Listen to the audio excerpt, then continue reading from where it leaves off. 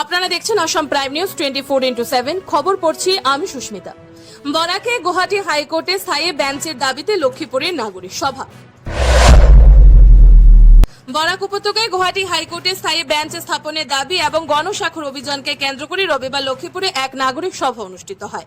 হাইকোর্টে বেঞ্চের দাবি বাস্তবায়ন কমিটির উদ্যোগে লক্ষ্মীপুর পৌরসভা সভাকক্ষে আয়োজিত সভায় বিভিন্ন শ্রেণী পেশার মানুষ অংশগ্রহণ করেন। সভায় বক্তারা বলেন, বিচার প্রাপ্তির অধিকার প্রতিটি নাগরিকের সাংবিধানিক ও মৌলিক অধিকার, কিন্তু বরাক উপত্যকা ও ডিমা হাসাও জেলার লক্ষ লক্ষ মানুষকে এখনো একটি মামলা শুনানি, আইন পরামর্শ কিংবা ন্যায় বিচারের আশায় শত শত কিলোমিটার দূরে গুয়াহাটি যেতে হয়।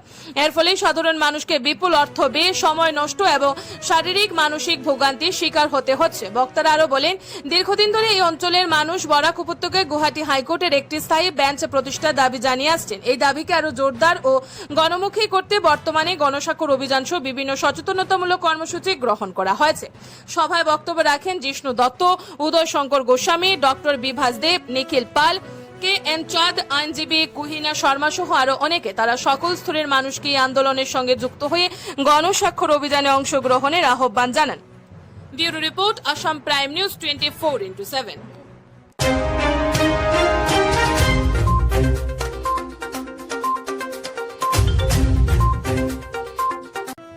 প্রথমেই আমি যে এখানে আজকে লক্ষ্মীপুর আমাদের এখানে যে আয়োজক মণ্ডলী যারা এই সভাটা আয়োজন করেছে, এদের কাছে আমরা হাইকোর্ট ডিমান্ড ইমপ্লিমেন্টেশন কমিটির তরফ থেকে অশেষ ধন্যবাদ জানাচ্ছি। দেখুন যে আজকে আমরা জানি যে যেভাবে সব কিছুতে যেমন বাড়ছে, পপুলেশন বাড়ছে, ইনফ্রাস্ট্রাকচার বাড়ছে, সব কিছু বাড়ছে। এইভাবে আমরা যদি বরাকভ্যালির কথা দেখি, তাহলে বরাকভ্যালিতে রাফলি পপুলেশন হলো 45 লক্ষ, এবং আমরা ডিমা হাসাওর সঙ্গে যোগাযোগ করছি। ডিমা হাসাওয়ের পপুলেশন হলো 2.5 লক্ষ আজকের দিনে। তাহলে বরাকভ্যালি এবং ডিমা হাসাওকে যদি একসঙ্গে ধরি, তাহলে 47,50,000 পপুলেশন। তো এই যে আসামের যে বরাকভ্যালিতে যে এবং ডিমা হাসাও নিয়ে যে 47,50,000 পপুলেশন, এটা কোনো ছোটোখাটো পপুলেশন না। এই পপুলেশনের সুবিধার্থে আমরা জানি যে এখানে যে ভৌগোলিক যে স্থিতি, যেটা যদিও আজকে সরকার অনেক কিছু উন্নত রাস্তাঘাট সব কিছু করছে, তা সত্ত্বে যে প্রাকৃতিক দুর্যোগের কাছে তো কেউ কিছু করতে পারে না। এই জন্য আমরা দেখি এই যে বৃষ্টির দিনে, বিশেষ করে বাদল বৃষ্টির দিনে অনেক সময় রাস্তা বন্ধ হয়ে যায়, অনেক সময় ট্রেন লাইনে পর্যন্ত ধস পড়ে যায়।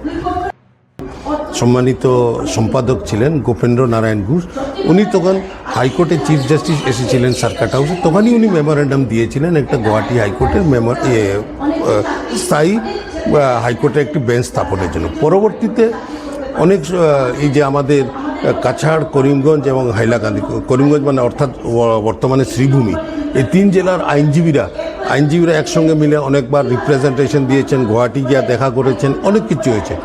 কিন্তু এটা একটা ছিল, যেটা আপনি বললেন যে এটা আগে একটা সীমাবদ্ধ ছিল আইনজীবীদের মধ্যে, যার কারণে সাধারণ যে পাবলিক ওরা ভাবতো যে এটা শুধু আইনজীবীদের ব্যাপার, এখানে আমাদের সাধারণ লোকদের কোনো লাভ না। আইনজীবীরা বোধহয় যদি গুয়াহাটি হাইকোর্টে একটা বেঞ্চ এখানে স্থাপিত হয়, তাহলে ওদেরই লাভ হবে।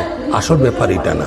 দেখুন, আইনজীবীরা যেগুলো কেস লড়ে, এগুলো তো নিজের জন্য লড়ে না। এটা যারা মক্কেল থাকে, যে আইনজীবী জনসাধারণ থাকে, জনসাধারণের কেসই, যে কোনো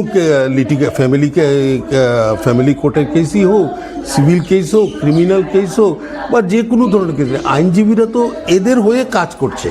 তো এই জন্য যদি আজকে বিভিন্ন বক্তারা, এই যে আপনার তো ছিলেনই এখানে, বিভিন্ন বক্তারা তুলে ধরেছেন যে গুয়াহাটি হাইকোর্টে যে এই যে যদি যেটা পার্মানেন্ট ওখানে যেটা গুয়াহাটি হাইকোর্ট আছে, সেখানে গিয়ে কেস করতে গেলে কী অসুবিধার সম্মুখীন হতে হয় এখানকার এই অঞ্চলের লোকের।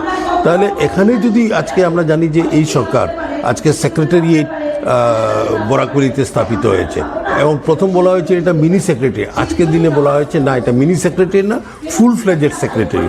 এখানে মাননীয় চিফ মিনিস্টারের বাংলো থাকবে, চিফ সেক্রেটারি থাকবে, বিভিন্ন ডিপার্টমেন্টের যারা সেক্রেটারি আছে, জয়েন্ট সেক্রেটারি আছে, ওরা সময় বিশেষে এখানে এসে এখানকার বরাকভ্যালির লোকদের যে অভিযোগ আছে বা যে আছে, আছে এগুলা এখানে বসে ওরা সমাধান করবে। কিসের জন্য সরকার এটা করছে? যে এখানকার লোকদেরকে যে সব কিছুর জন্য যেন গুয়াহাটি যেতে না হয়। ঠিক এইভাবে আমাদের সংবিধান, যে ভারতের যে সংবিধান আছে, সংবিধানে পরিষ্কার এটা আর্টিকেল 39 এতে, এটা আর্টিকেল 39-এর 2 পার্ট আছে। প্রথম পার্টেই লেখা আছে equal opportunity to all in case of justice.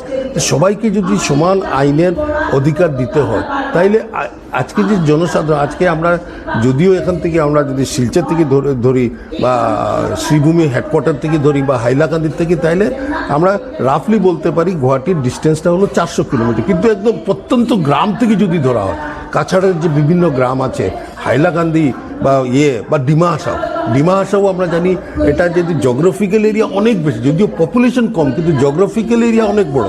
তো এইসব অঞ্চল থেকে যদি আমরা ঠিক ধরি, তাহলে ডিস্টেন্সটা 400 না 500 550 কিলোমিটার হয়ে যায়।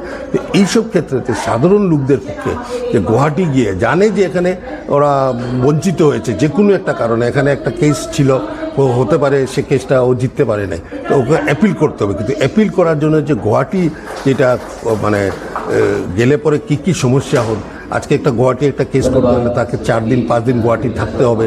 একজন আইনজীবী ওখানে এখানকার লোক, গুয়াহাটিতে নিজের পরিচিত আইনজীবী নাও থাকতে হবে, কাকে ধরে আইনজীবীর কাছে যাওয়া, হোটেলে থাকা, খাওয়া দাওয়া, এরকম বিভিন্ন সমস্যা আছে। খরচ অনেক বেশি ব্যয় হয়। এই জন্য সব কিছু চিন্তা ভাবনা করেই আমরা এই কিছুদিন এর আগে, আজকে যেরকম লক্ষ্মীপুর হচ্ছে, এইভাবে আমরা ডিমা